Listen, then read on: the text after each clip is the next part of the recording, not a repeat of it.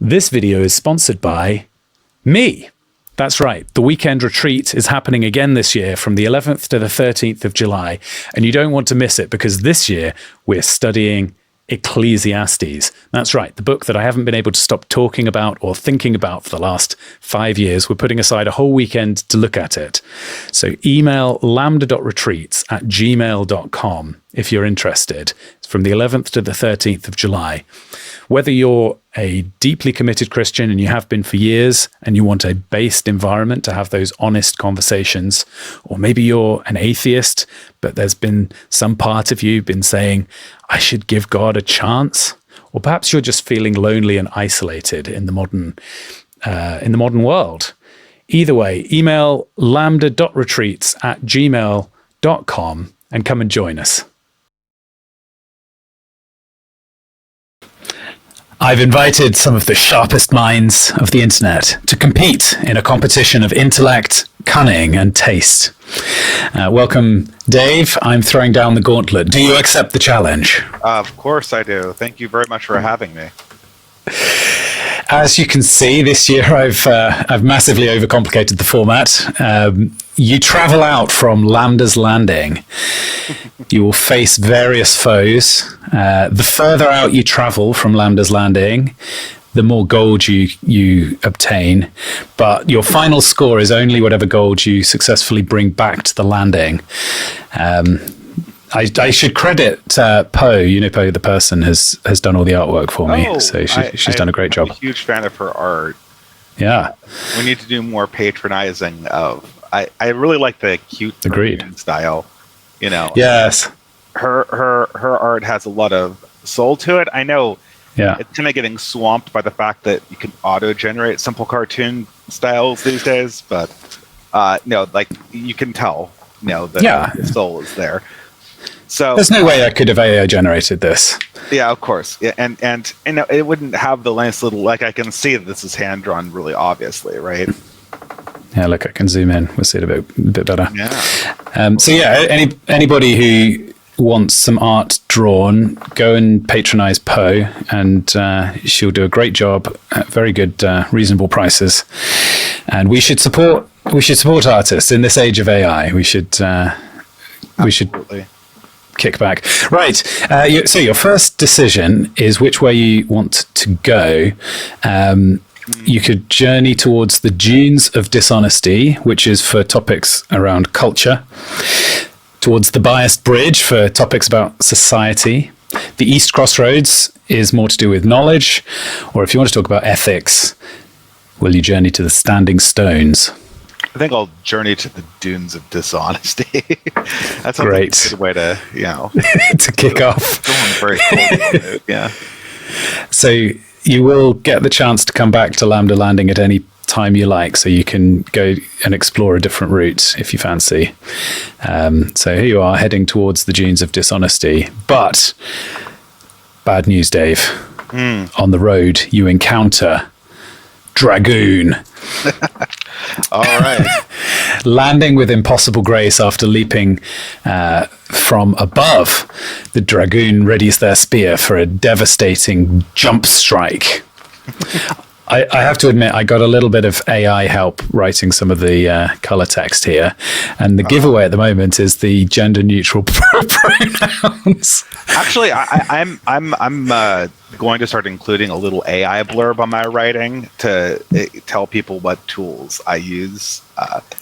That's a good idea. I use Grammarly and voice to text, but I still feel like it's essential. Yeah, well, I fessed up to it here. Yeah.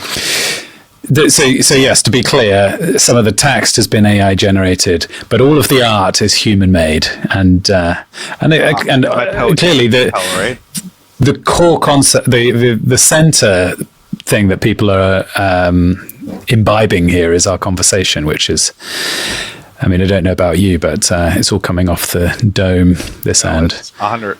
It's 100% organic.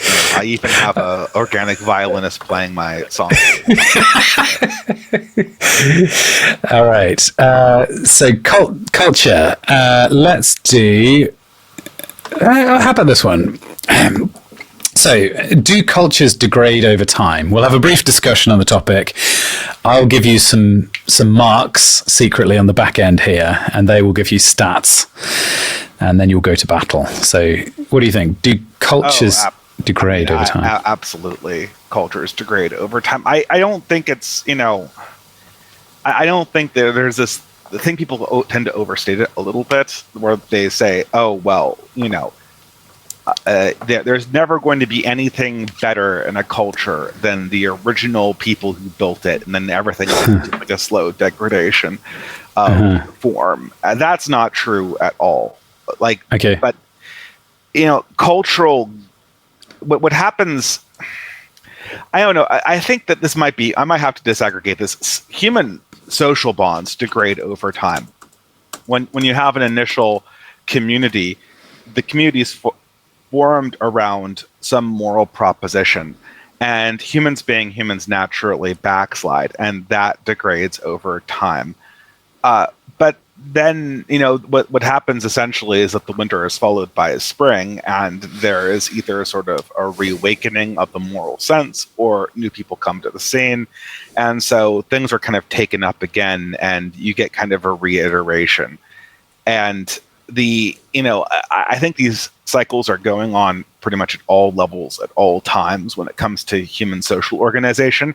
And that's what drives the undulation of culture itself. I think what we're learning right now is that all social media is also fundamentally degenerative for the same reason. Social media burns the capital that it uses to make itself fun. So, just like cities are IQ shredders, social media platforms are trust shredders. They generate the thing by consuming the trust of the social bonds that are inputted into them. And, that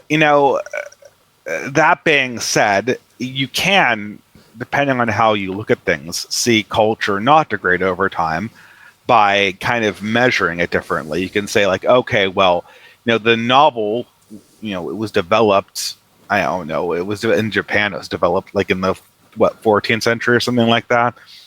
In Europe, it was probably developed much later, but you can say that it got better. The form of the novel got better and better straight into the late 19th century, early 20th century, where I think it really experienced its height. And then, then it kind of degraded, but inside that, there were lots of little undulations up and down. So, I don't know. I think that I don't think anyone. I think that when we say culture degrades, people tend to take the wrong lesson from that. They say something like, "Oh, well, country is over," or "the novel is over." Like, obviously, when we look at novels in the 20th century, it's just been a continuous decline. But that's you as an individual should not be looking at cultural forms and going like, oh, because the social pattern that brought this into existence is degraded to the point where you can't do it in the same way. I can't. This medium is just gone. It's degraded. There's no way to get it from 0 to 1 again. That's the wrong way to look at culture. What you should be saying is, I've obviously sensed that something is good in this cultural form. So how do I create a new scene, a new version of this that's, that is sort of starting the cycle over again in the mode of spring? I can't imagine that is trying to hop on at the summer period, right? Like, it has to start over from a more organic, a more baseline, a more raw level. In the summer of novels, say the late 19th century, I don't think anybody was thinking at that point, oh, we've got to enjoy novels while they're around. This is the heyday of that medium. I think everybody just thought novels are growing and will continue to grow forever. And same thing, perhaps popular music maybe peaked more like mid to late 20th century. Popular music had its heyday. It's hard to say. Some decade of the late 20th century, but certainly some decade of the late 20th century. We can argue over which one. Movies probably had their heyday around the same time. That's why everyone's so jealous of the boomers. They got, they lived through the period when all of these medias were having their summer period. And what do people think?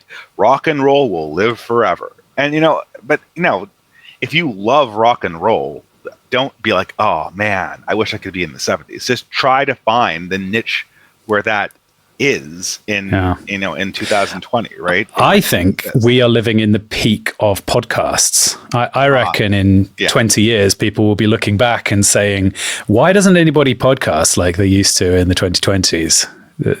What we're doing right now, we're riffing at the peak of our cultural relevance, Dave. We're in the epicenter of what's hip and happening.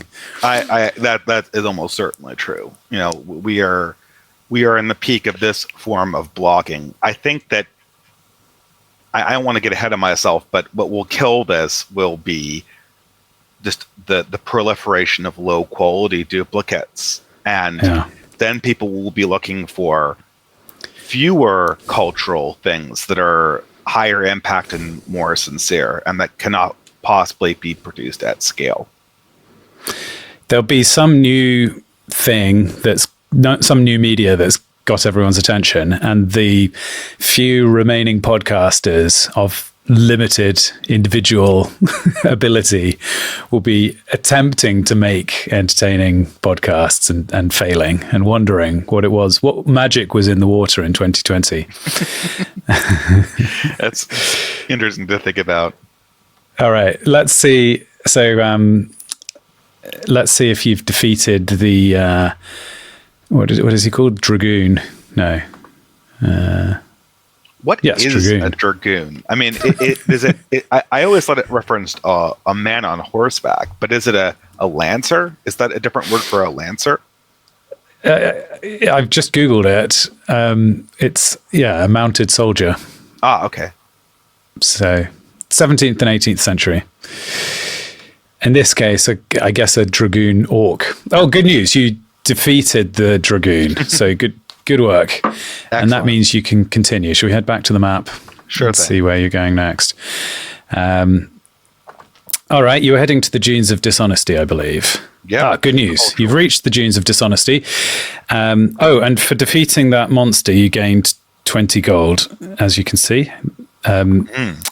If you carry on, you may lose that. If you lose a battle, you lose all the gold in your pouch. Oh, wow. But if you carry on, it becomes more and more lucrative. So it's kind of a when do you turn back kind of game. So you could either go to the Benevolence Bay for topics on expression, or the West Crossroads for topics relating to storytelling, or turn back. I guess I will go to the storytelling. Great. The West Crossroads. Let's see. Here you go. Get that little animation running. Oh, you'll never guess what, Dave. Another encounter. In this case, a mischief maker. The air shimmers, revealing a delicate fairy with translucent wings. Its enchanting smile hides an ancient, dangerous cunning. And the question from the mischief maker is, can fiction teach more effectively than fact? I mean, I think certainly. I mean, Jesus knew this, right? I mean, half of his teachings are essentially fictional illustrations. We don't really use the word parables anymore outside of biblical constructions. I guess a good question is, in the 20th century, people believed that explicit lessons built into storytelling was a cheap trick.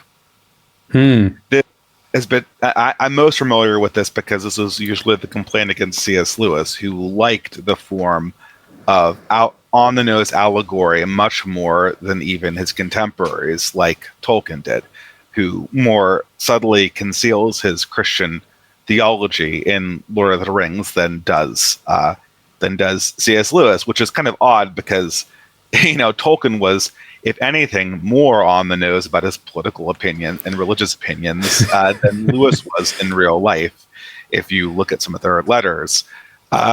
But I think that the use of on the nose allegory like Pilgrim's Progress might be something that modern people are ready for again. Pilgrim's Progress clangs against the 20th century ear, but because we naturally rebel against it. We naturally. I love Pilgrim's Progress. I'm going to tell you a story in order to teach you this concept, and I'm going to make this so explicit that you can't hear 5 lines without really understanding. This is a pedagogical story. This is a didactic story. I think that's going to make a comeback, and I think because I think people want to be taught, and they want to be taught in a way that is a lot of the cringe woke stuff. A lot of the cringe woke stuff that is so on the nose and so explicit. I wonder if it would necessarily be cringe if it just owned its own. If it kind of presented itself as like a Saturday morning G.I. Joe, the more you know PSA announcement. Mm-hmm. It might become more digestible in that format.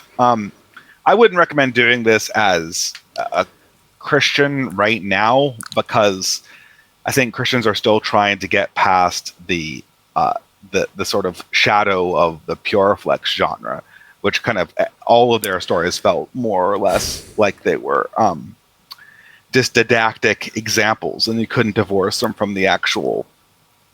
The difference, though, between that genre and the way that Jesus told his parables is that if you were to do Sunday school and did one of those movies, you could take the allegory in one of those Christian films and present it in a pretty simple way that would not be challenging to anybody, because you've got the good guys and the bad guys, and they all play fairly well to type.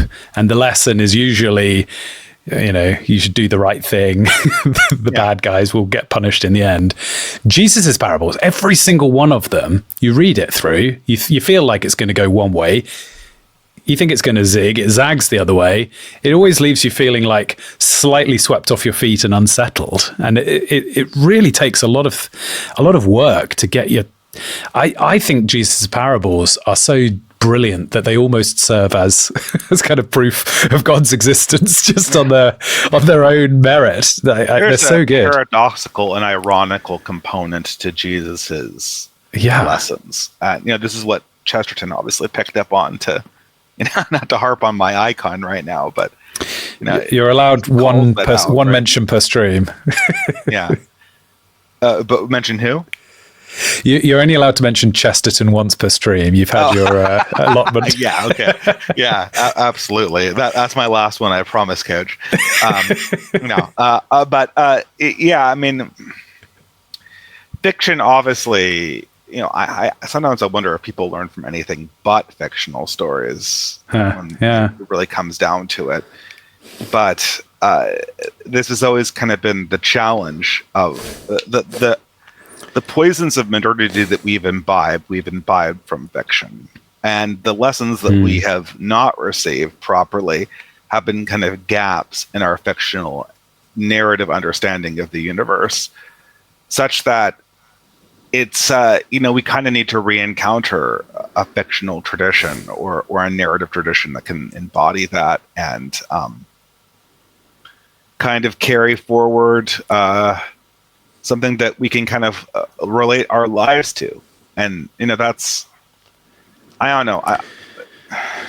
It's kind of hard to answer these questions and not kind of come off against the challenges that you're experiencing in your everyday life. But the biggest thing that I have, the biggest problem I have going home is there's like nothing that, it's very hard to find topics to talk to people about these days, because all of the movies are all political. Like, they all have a political bent to them. And so if you happen to come from a different political narrative, that the stories don't read in the same way as the other person's. Like, the two movies everyone was talking about right now was like the Conclave movie and the the movie Honora, like the movie about the prostitute. I haven't seen that. I haven't seen either of them, but I've had both movies explained to me at length, and they described things like the lesson that I would take from these movies would be totally different from the lesson that my family would or my progressive friends would. Like, totally yes, different. I have watched Conclave. I watched it a couple of times, actually. I enjoyed it, even though I think the lesson that the filmmakers are wanting me to take away from is something that I disagree with, and I find the twist at the end is a bit of an eye roll. But perhaps more interestingly, so there's a character in it who's clearly supposed to be the villain of the piece.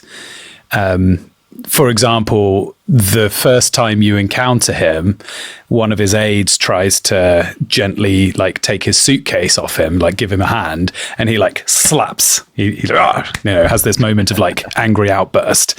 Pretty like basic screenwriting. You make your good guy pet a cat, and you make your bad guy kind of kick a dog or whatever. Yeah. And he's making these points about how the church needs to get serious. What about the threat of why are we letting the Islamic influence grow? There's all this kind of anti-immigration stuff that comes from this character. And all of the good guys that you spend your time with, who are shown as these kind of gentle, loving people, are all talking about how the church needs to accept gay marriage and accept women priests and all this. And yet I find myself still finishing the movie feeling like, well, I still agree with the bad guy character on almost everything that he said. and if anything, he comes across as like the only one with a backbone, the only one who really stuck by his beliefs. Sorry, I interrupted what you were saying. No, but maybe I was illustrating what you were saying. No, you're illustrating exactly what I had to say, I guess. The modern stories don't make sense without their didactic dimension to them. Yeah. And maybe this is an exception, but my struggle with these things has always been that I watch these films that I think maybe I could take sort of a kernel from them and make them watchable, but they don't really make any sense if you're not a progressive watching them. And maybe Conclave is very possibly an exception.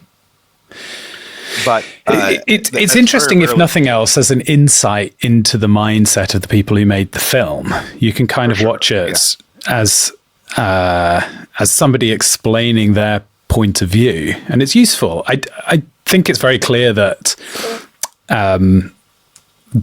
for as useful as left and right labels are, the left doesn't really understand the right. They couldn't accurately give a paragraph of text giving a right-wing perspective on any issue, whereas the right does understand the left. You can't help but hear the left give their perspective if you live in the 21st century. So, but I think that gives us an advantage if we consider the left to be our primary enemies, which I guess is not obvious, but maybe that's not true.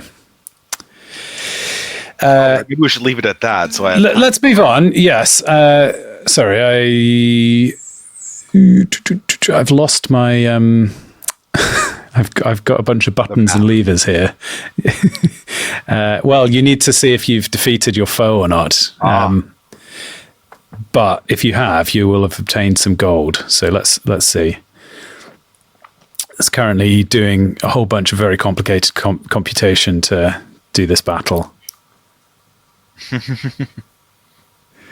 Victory. Ooh, okay.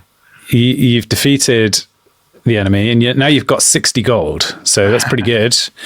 Well, I'm gonna keep on going. I like to live dangerously, like Austin Powers. So, all right. That was such a boomer. Austin Powers reference. Yeah. In 2025, I made an Austin Powers. I should be ashamed of myself. I've been watching some YouTube videos recently about suits, as in the article of clothing rather than the TV show. But consequently, lots of analysis of James Bond.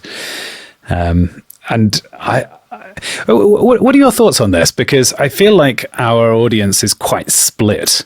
There's a contingent who feel that men should dress up, as it were. They should dress more formally, harken back to a previous era of menswear, where you're wearing suits quite a lot of the time, especially as you get older. And maybe that's, I don't know. I tend to be a classic programmer who spends all my time slouching around in jeans and a t-shirt. And I'm also a bit of a low church prot, so maybe that plays into it too.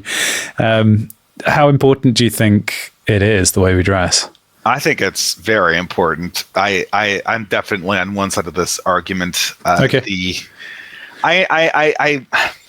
I promised a review of Carlyle's Sartor, which, this is obviously a parody of, I think, Hegel, but it's about like this German idealist take on clothing as being the driver of sort of man's historical spirit. And it's this excellent classic book, but it's very postmodern. And I don't know if I'm ready to kind of summarize it on a live stream, because it's a very difficult book to kind of discern the meaning out of. Although towards the end, you're all working up to the final chapters where the hero Diogenes Trufutuk kind of becomes a mouthpiece for Thomas Carlyle's philosophy of things. But he quite clearly believes that really the task of fashion and dress is to kind of break down the division between form and essence. Ooh. To kind of express in our appearance the truth of our intention, of our and he says that, like, the very notably in one of the later chapters, he says the true greatest affronts to living spiritually, in our lives are the dandy and the slob. the slob degrades the quest of attempting to pursue the unification of like essence and form, and the dandy trivializes it by making it hollow, by creating a form that's kind of a lie. And or I mean, I guess like all fashion is kind of a lie, but it's it's more supposed to be kind of a promise, It's like this. I can't believe I'm quoting this person because I absolutely detest them. But there's this horrible relationship advice columnist, this gay guy called Dan Savage, who gave the worst advice of all time, and is absolutely one of the first iterators of this whole open marriage fad that's just running rampant through Blue America right now. And hopefully you dodge this bullet across the pond. But he had one dimension of wisdom. He says, well, when you're dating, you're kind of presenting a lie of who you are, and the rest of the relationship is your attempt to make that lie real. And there's truth to that, right? I mean, like, this isn't true about me yet, but I'm aspiring to be this, and what is true is my honest attempt to be this person. And I think that might be the role of fashion. And once you kind of, I think the problem is that fashion, I think something died about fashion when it was taken over by gay men, and that sounds, I don't really believe in homophobia, but that does sound kind of like knee-jerky. That sounds kind of moral majoritarian, but I think there's something true about it. The perspective hollows it. Kind of. Well, I think if there's this slightly stale now, but the somewhat ongoing discourse around toxic masculinity, and surely the real crisis in masculinity is the number of things that have been successfully co-opted into gay culture that were previously perfectly healthy expressions of masculinity, leaving the heterosexual man with a sort of a straitjacket of behavior. we're sort of expected to be not too expressive, not too friendly, to like just the exact set of things within a certain box. And anything anyway. The first casualty of that is philia. Like so many men of my generation, and the classic example of it is like Lord of the Rings. Right. Of course, Sam and Sam's relationship is the least homoerotic relationship that two men have had in fiction, period. There is no way that it like at all smacks of anything erotic. But the thing is that my generation in particular, the millennials, we could not relate to like a close bond of brotherhood as anything other than that. So it got superimposed.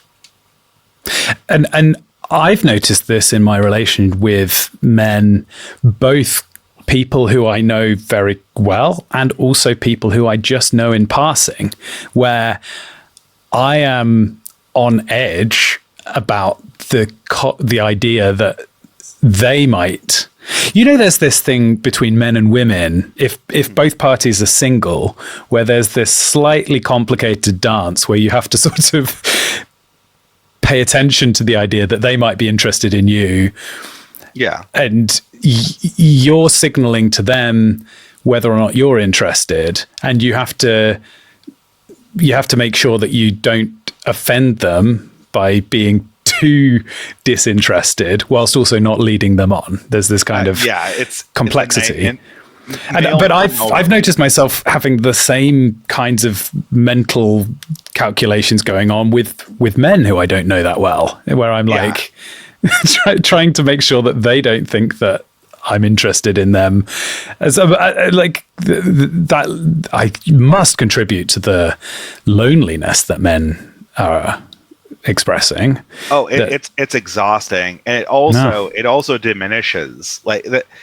We have to repair there have to be spaces that are absolutely both single sex and have the impossibility of any kind of romantic possibility inside of them. That just has to be reestablished. We have to banish the possibility of sex from an enormous number of places, because it seeped into everything, and it has colonized everything. People, someone was complaining on Twitter about how Gen Z doesn't like romance anymore. Like they don't process it anymore. The people who are much younger than, I don't know about you, but I'm millennial. Yeah, you're millennial. You're a younger millennial, but still, the people who are perhaps a decade younger than you and 2 decades younger than me, they don't like romance. They can't process it. It makes them uncomfortable.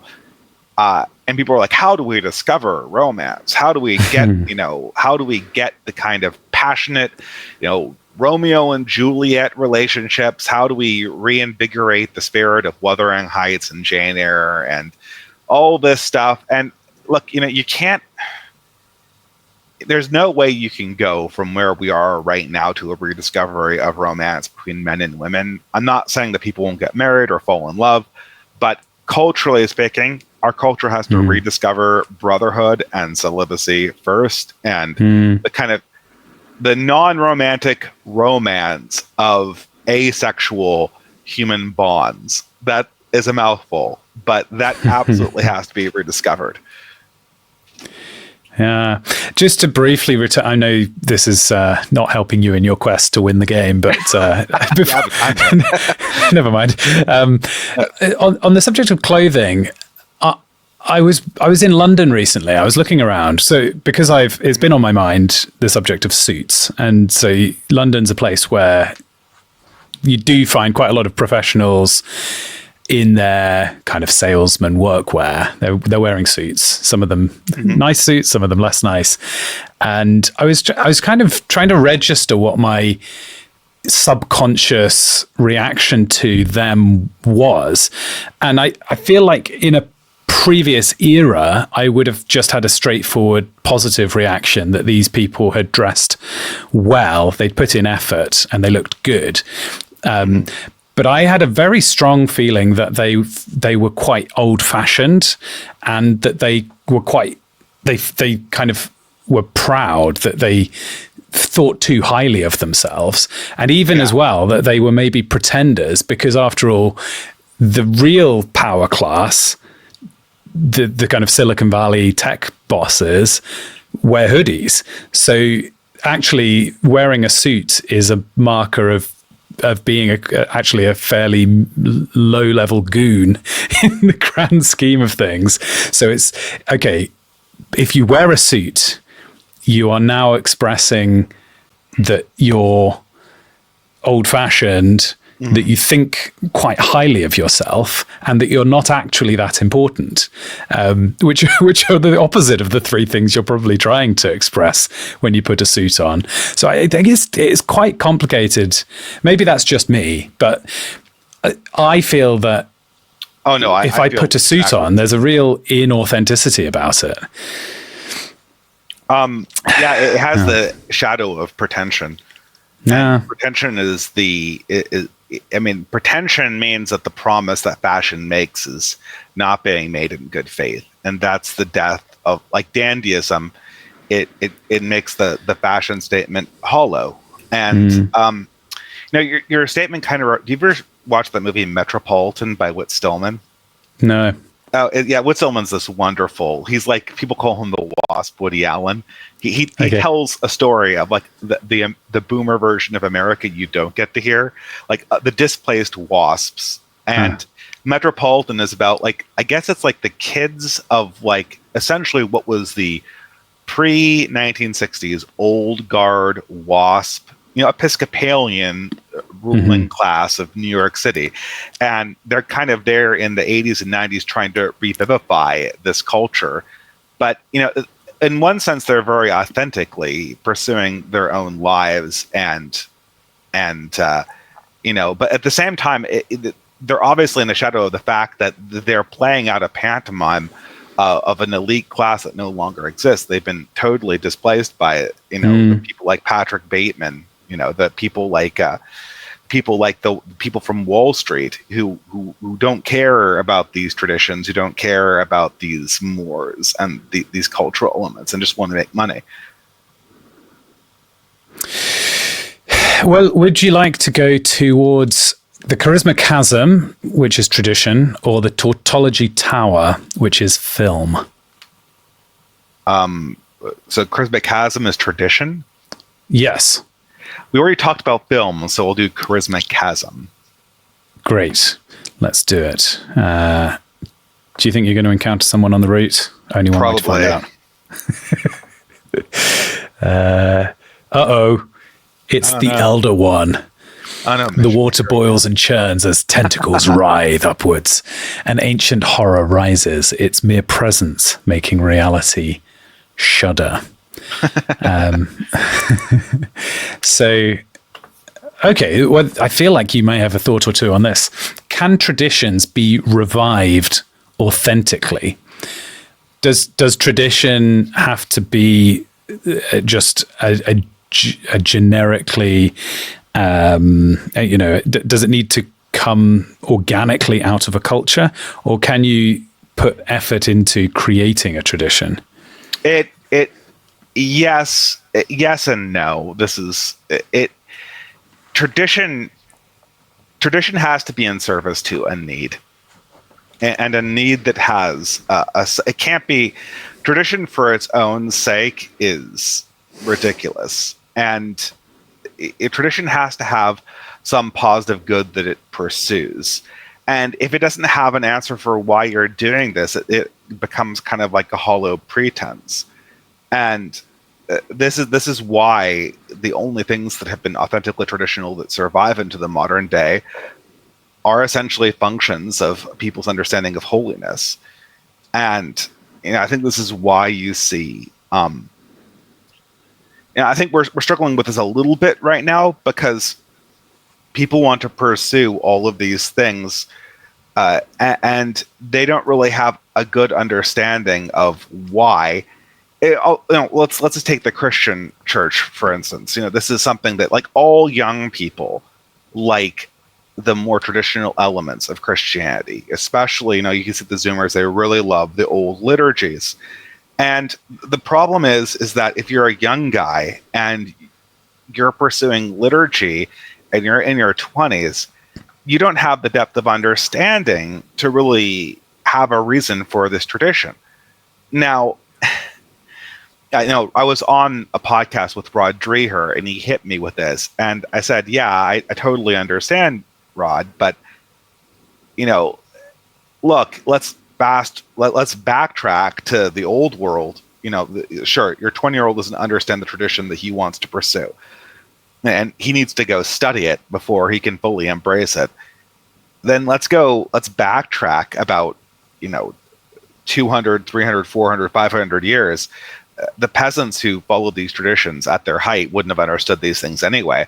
The thing is that these peasants, these yeomen, these people of the earth, they had mentors, they had elders that understood the teleological reason for the tradition. And so they could provide the vigor and the vitality and the passion, and the elder could provide the reason and the direction. And it doesn't work without those two elements of this thing. So I really think that the crisis in revivifying tradition in the modern world is a crisis of mentorship. It's a generational disconnect where you have a variety of people who are just not doing what they need to do. Case in point, do you know Corey Mahler? Ooh, the name is familiar. The Empire podcast is his.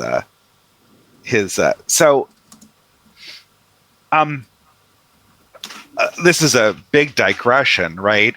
So Corey Mahler, I'm really going to talk more about his form than his essence. I disagree with him about a lot. I'm not endorsing everything Corey Mahler says, right?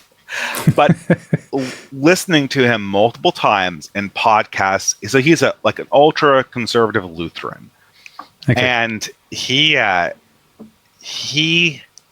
excommunicated and backed because he's so conservative and so right wing, and a bit like our friend Turnip.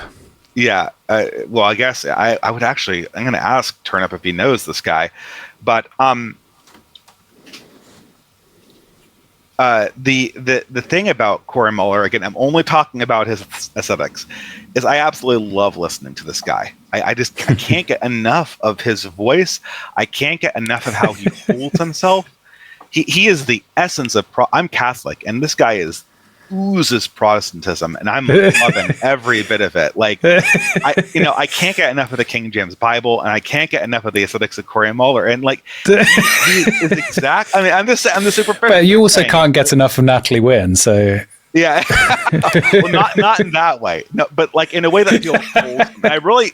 I have no knowledge of whether he is as serious and as pious in real life as his presentation of the material is online. So I absolutely do not want to endorse this person based on just the aesthetics. Mm-hmm. But if I were a young person, I would want, I don't know, as Protestant, I would want somebody to approach the Bible with the seriousness and the care and the aesthetic direction that he does, so that I could kind of learn from him how to embody an appropriate spirit towards the material that he talks about, which is obviously the Bible. And he debates all of these sort of more mainstream Protestant Christians on several occasions, and they all have this affectation that is thoroughly modern. They have kind of like the managerial uptalk. I know I have this voice too. The kind of gay talk has become manager talk, and I know I have them both, but the way they speak, Corey Muller oozes mentorship and tradition, and his opponents don't. Yeah, I've talked to various pastors about this, just brought it up because I'm interested in their perspective, because I do feel in a lot of the kind of evangelical churches I go to that when the preacher is at the front of the church, his attitude is a bit like, thank you for inviting me to this conference. I'm really glad to be able to talk to you, and I'm here to present the research findings that I've made, which is putting yourself in a position of subservience to your audience. Whereas I think the pastor, the word is the word that you use for somebody looking after sheep. They should have they should have an aura of gentle guidance and authority, where they're going to direct the congregation. This is the way forwards.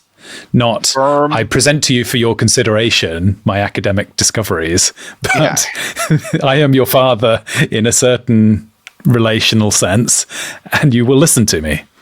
Firm, direct, considered. I mean, this is me being a Catholic, but the priest is supposed to represent Christ to the congregation, at least in the conduction of, we're getting into theological disagreement about this, I know, but in the conduction of the Mass, the priest is supposed to spiritually embody Christ, both in the administration of the Eucharist and also in the liturgy of the Word. That is what I'm looking for. And it's something that modern seminaries, I'm not going to comment on how the essence is there. I believe it is, otherwise it wouldn't be Catholic. But the form is not communicating that to a modern audience. I mean, it immediately brings to mind 1 Corinthians 11, which is the head of every, what is it? The head of every woman is her husband, and the head of every man is Christ. And I think you could take the same language and say the head of every church is their priest, and the head of the priest is Christ. That there's this kind of great chain of being almost, where somebody is at the head of each, rightly organized group. You can identify a head. I actually have, I think, never been to a Catholic church, which is kind of crazy to say. So I probably can't make fair comment on. I'm sure there's great variety of Catholic churches. There shouldn't be, but there is. There is great variety these days. And I had an interesting comment from somebody that because I grew up outside of a Catholic tradition, in a certain, and this person was Catholic themselves, they were saying, in a way, the least Catholic thing you could do would be to abandon the tradition you were raised in and go and join Rome, which was an interesting comment. I mean, the other thing you could do is become Catholic. Yeah, well, exactly. If you are Catholic, then it makes sense and is very fitting to remain in Rome. But if you didn't start in Rome, you have to sort of have a leaving moment from your own traditions to join a different branch, or however you want to phrase it. But yeah, I don't know. I think there's been great steps forwards of late in a good way of people from different Christian traditions because the splits that mattered so much to the different denominations hundreds of years ago are no longer current issues. Like a priest and a Baptist pastor today are more similar to each other than either of them are to members of their own denomination 200 years ago. in most of their beliefs. Now, maybe you could argue in the most important beliefs, they still differ. But in so many ways, I think I've just made it a bit of a mission on my YouTube to try not to stir up kind of interdenominational squabbling, because I think realistically, the battles we're facing are external. Right? The church, meaning the actual believers within each denomination, are all on the same side. So it's kind of shooting yourself in the foot to put all of your energies into making fun of one another. I mean, a bit of fun, light ribbing is okay. And some deeper, serious discussion on other occasions is okay. But I think it could be a real distraction, actually. Yeah. I don't know what the official... interdenominational knife fights are kind of increasingly pointless in modernity. I don't know how close we are to resolving the Reformation, but it's politically speaking and publicly speaking less relevant than it's ever. Yeah, I don't think we need to resolve the Reformation if we can find ways to cooperate from the positions that we've settled in. I mean, the Lutherans are hilarious. You brought up a Lutheran, and the kind of founding moment of Lutheranism was, here I stand, I can do no other. So I've observed that Lutherans are always absolutely raring to go, ready to find something in their current church that that allows them to be their own little Martin Luther and split again and become a subset of Lutheranism. Yeah, well, that is always a problem, right? Stopping the fracturing. Yeah. Is the primary Protestant problem. Yeah. And you could argue the mirror crisis is, well, what do you do when the Pope is talking clear heresy? You kind of can't win. You've got one hand where you've got endless fracture and absolutely no quality control, and on the other hand, you've got the risk of a church that you cannot leave because definitionally you've made leaving impossible. So everybody has their own personal moral quandary to overcome, I guess. Mm-hmm. Absolutely. All right. Let's call an audible on that one. See if you've won this battle. Let's see my GPU spin up as it's trying to figure out whether you've got enough stats to take down Cthulhu here. Good news. You've got 80 gold pieces. And I think that means you may as well go back. You've reached a kind of tail end of this path. So okay. What do you say you head back to Lambda Landing and then head out in a different direction? Sure, I'll do that. Okay, let's walk you back, and let's also bank your gold.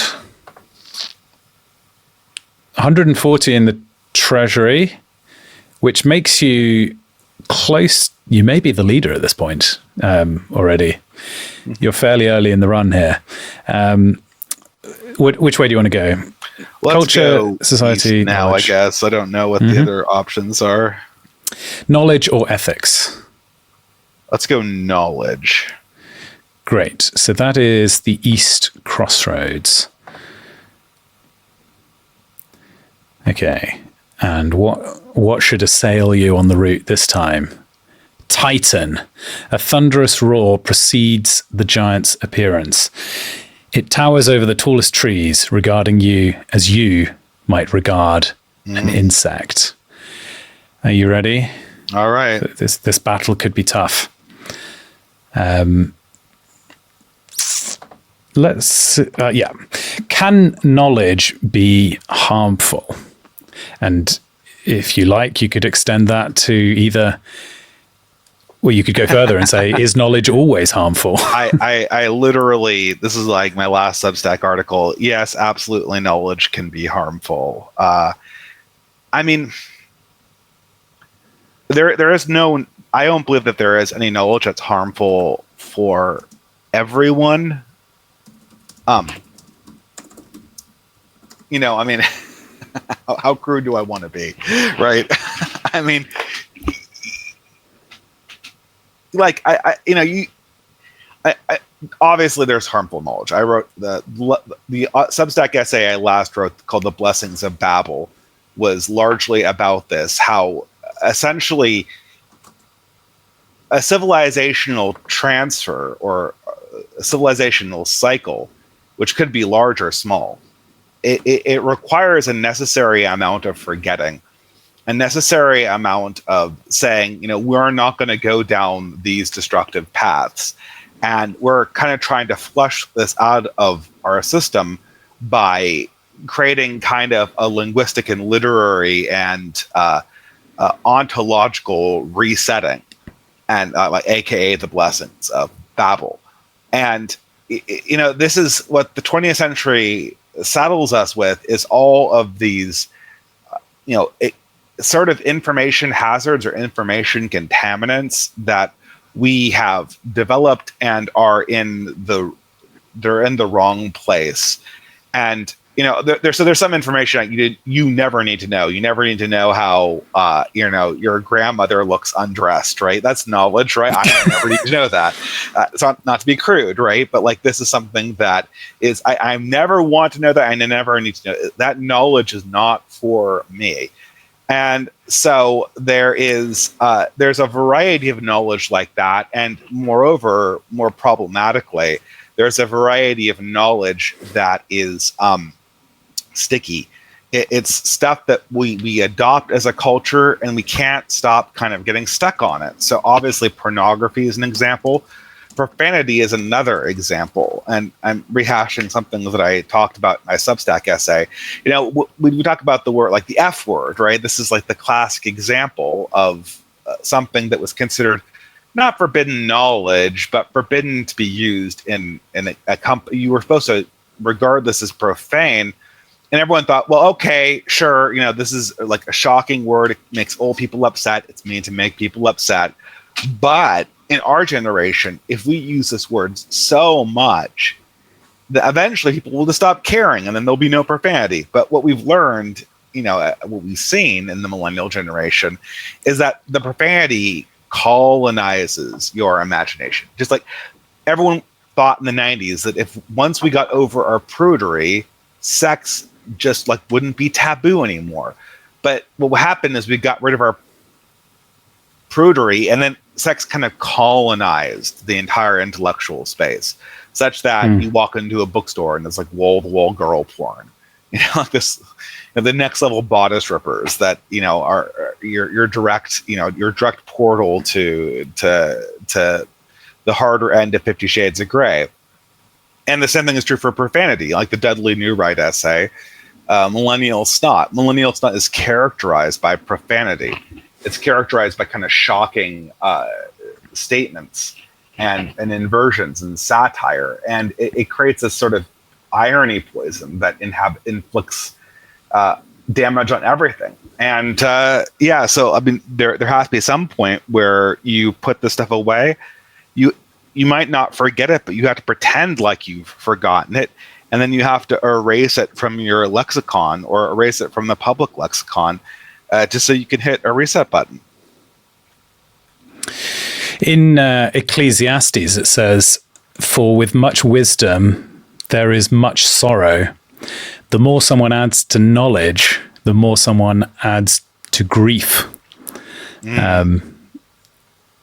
Which is actually a good segue briefly for me to mention. One of the main reasons that I do these Gauntlet streams is actually to advertise my weekend retreat. And I do a terrible job of remembering to mention it. But we're doing Ecclesiastes this year.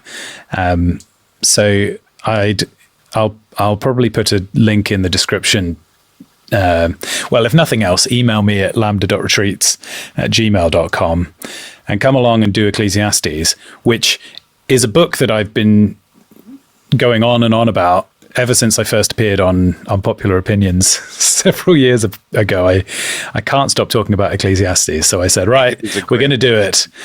We're spending the whole weekend looking at Ecclesiastes, and it's going to be absolutely amazing. You know, it's a once in a lifetime opportunity. So make sure you come along if you can. Anyway, my plug aside, the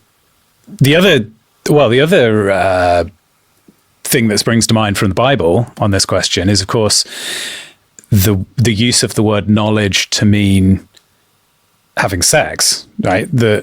You've got the warning in the Garden of Eden that if you eat the apple, you will have knowledge of good and evil.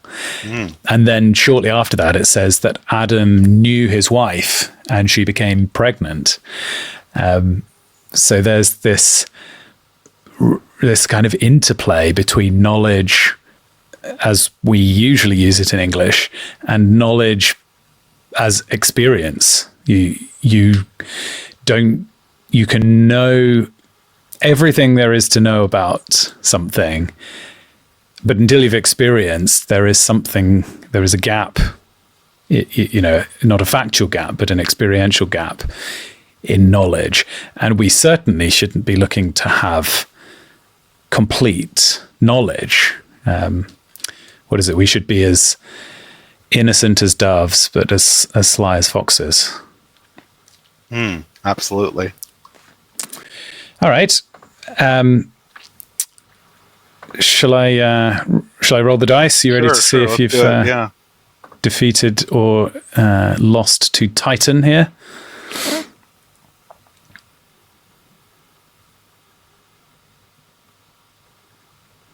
Oh, bad news. No. The dice didn't fall in your favor. So do I have to go back to Lambda's? You've got to go back to the landings. But the good news is that you didn't have any gold in your pouch. Okay. So you didn't actually lose anything in that case. Let's do one last foray before I have to yes. go dinner. Okay.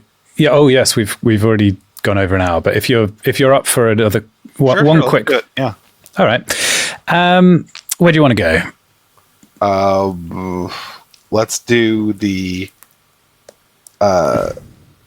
We already went to the Cliffs of what's the Cliffs of Curiosity or? Okay. Yes. I mean, technically, you're supposed to just go one step away. You're at this central location. So the Standing Stones ethics. Let's do Journey to Biased Bridge. Great. That is questions about society. Okay.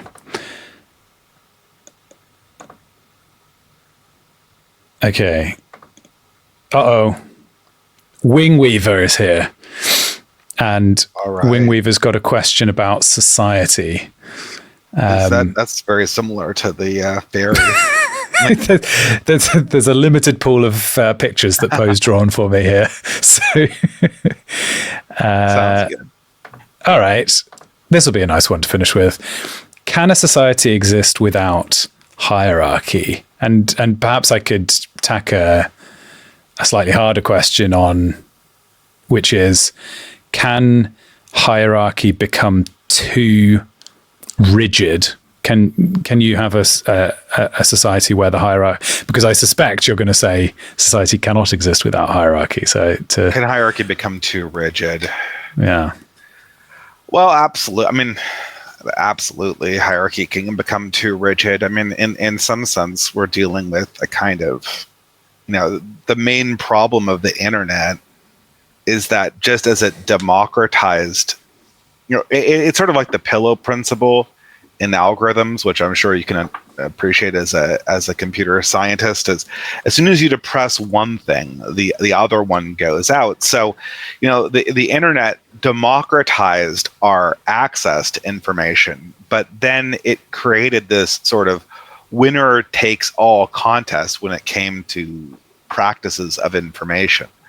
such that whereas there would typically be many sources of receiving sort of kind of clerical advice or support for knowledge or just general reference materials like at your local library, and now it would all come from one place. And there's an increasing centralization of just that. And so, in one sense, and the same thing is true economically and dating wise, right? Like Tinder democratizes people access to the dating pool, but it creates a more stringent hierarchy of winners, such that only a few people win, only a few men, get the majority of women, and only a few women get the marriage material that they want. So I'm a firm believer in that you don't really, and I guess this is sort of similar to my answer about knowledge, you don't really ever destroy hierarchy. You just kind of move it around a little bit. And the problem with hierarchies is not hierarchy versus equality. It's hierarchies in the wrong place. Like knowledge, I'm not entirely convinced that that there is such thing as bad knowledge. I think that it might just be information in the wrong place. Like the notorious F word. Actually, I can think of some contexts where it might be used effectively and in even like a way that might be good, but it's in the wrong place. It should not be something that you ever hear in public. And it's interesting. The same thing is true for hierarchy. Hierarchy it's not, the whole equality versus hierarchy question to begin with is a leftist framework.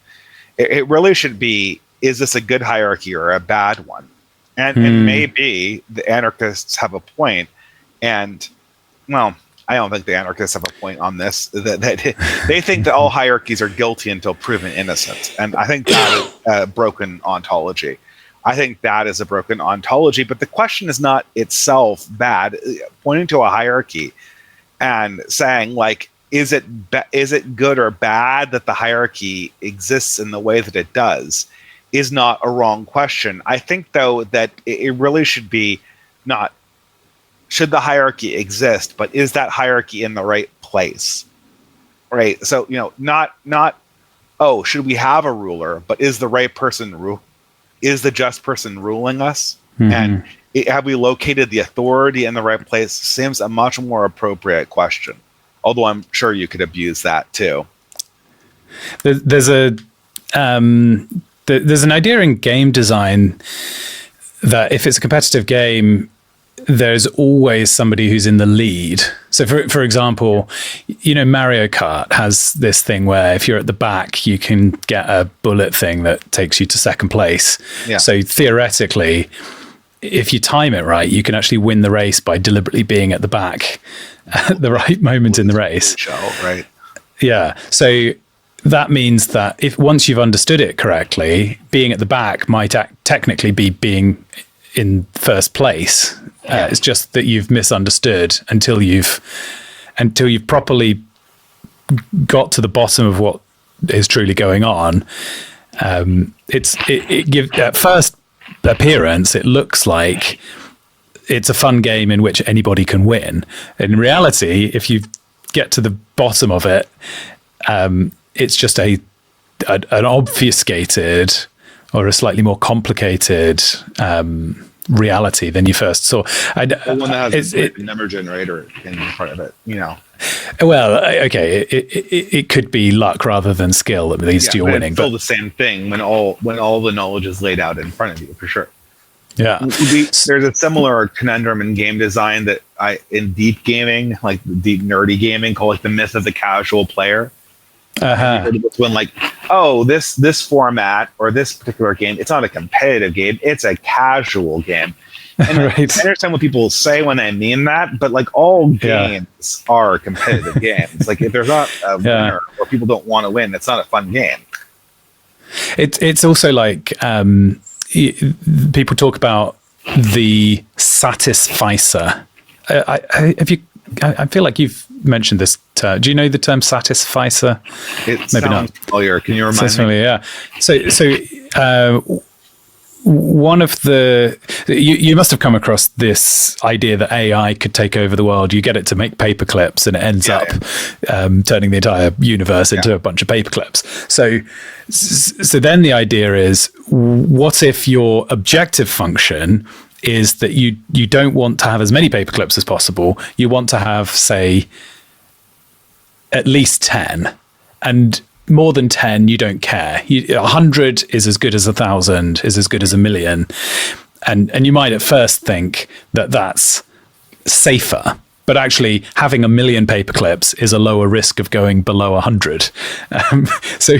If your objective is, we don't really care more than, or if it's you want exactly 100, no more or no less, you're much less likely to accidentally end up with more or less paper clips if you do kill all of humanity.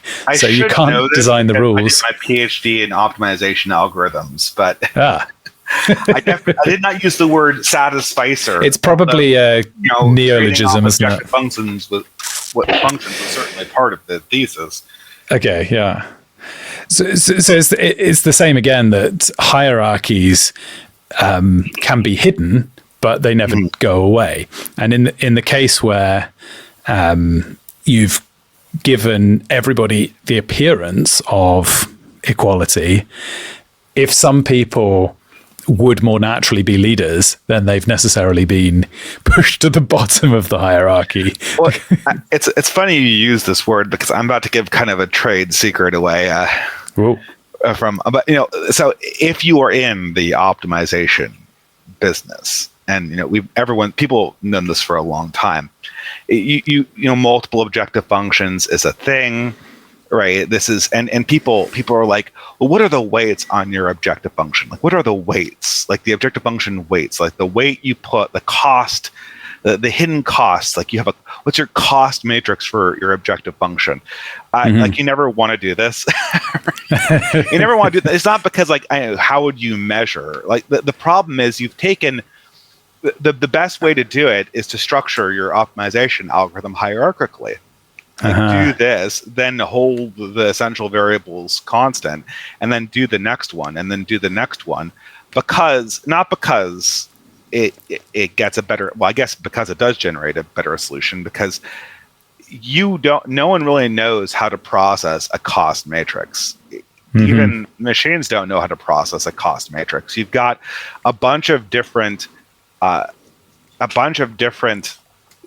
variables, all of which relate to each other in a way that is fundamentally nonlinear in almost all problems that are realistic.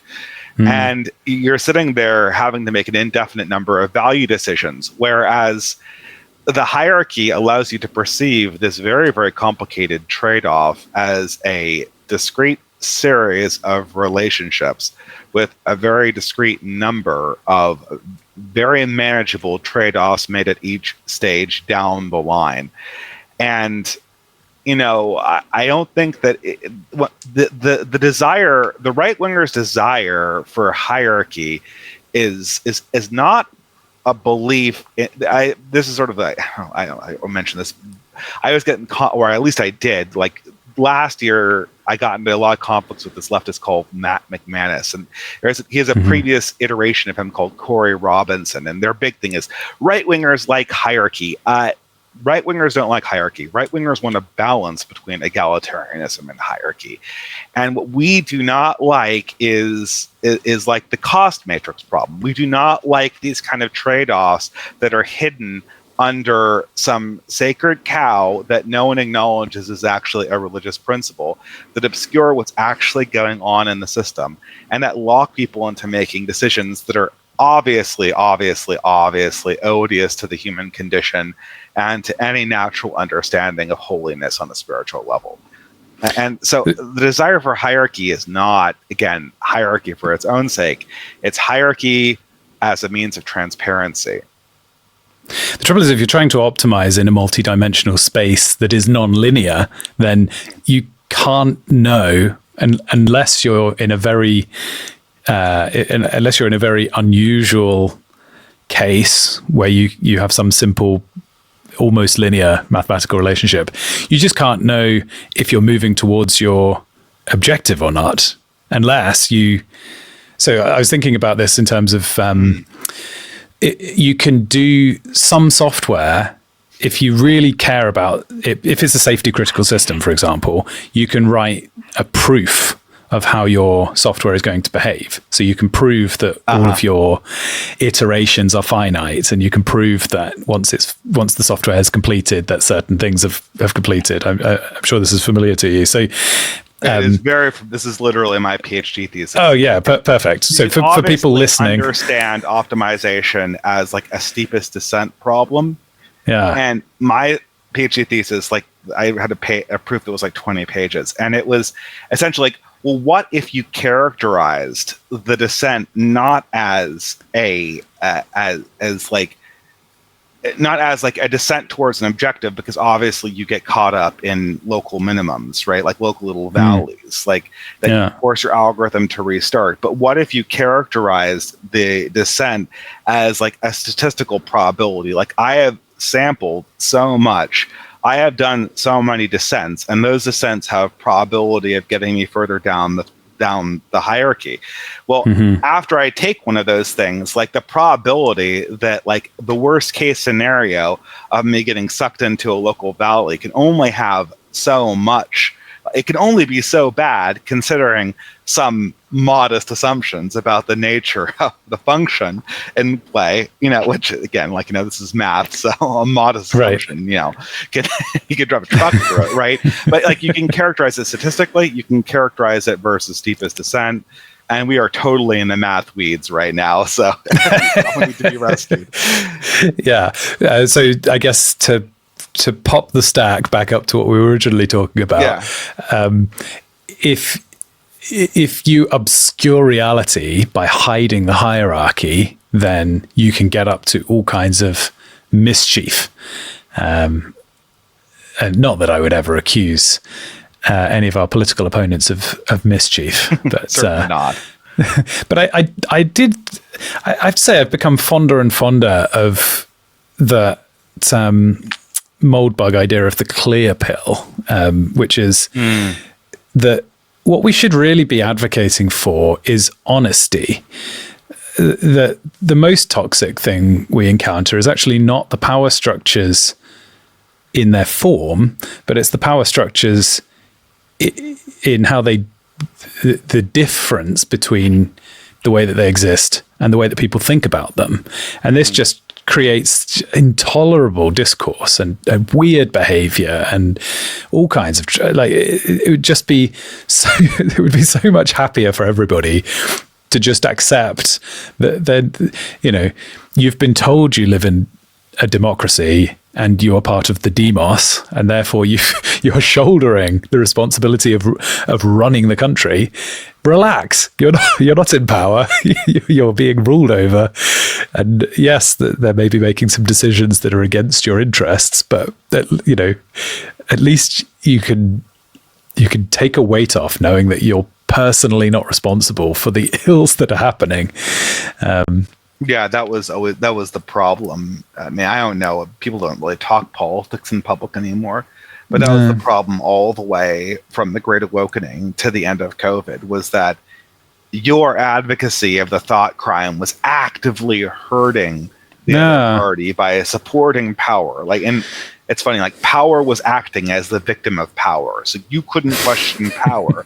Otherwise you were helping like this kind of more, frankly, mythological notion of power, like inflict harm upon the other party.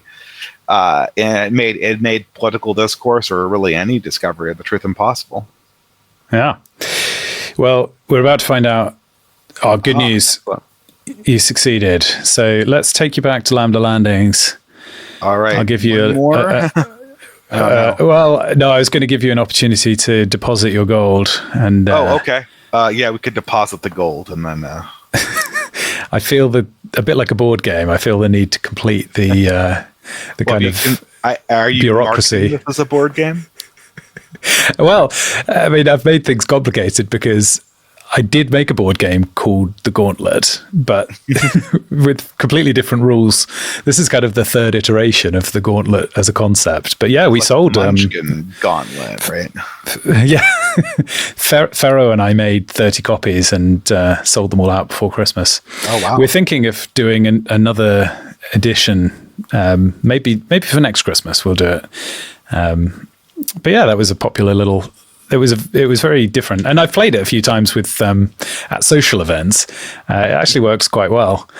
I originally had the idea that there'd be two versions. There'd be like a based version and then a family edition. So you can decide how spicy the questions you want, depending on the company that you're keeping. A sort of basket weave edition and a kind of normie edition.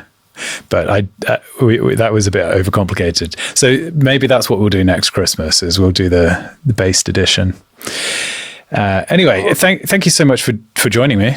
Okay, perfect. Thank you so much for having me.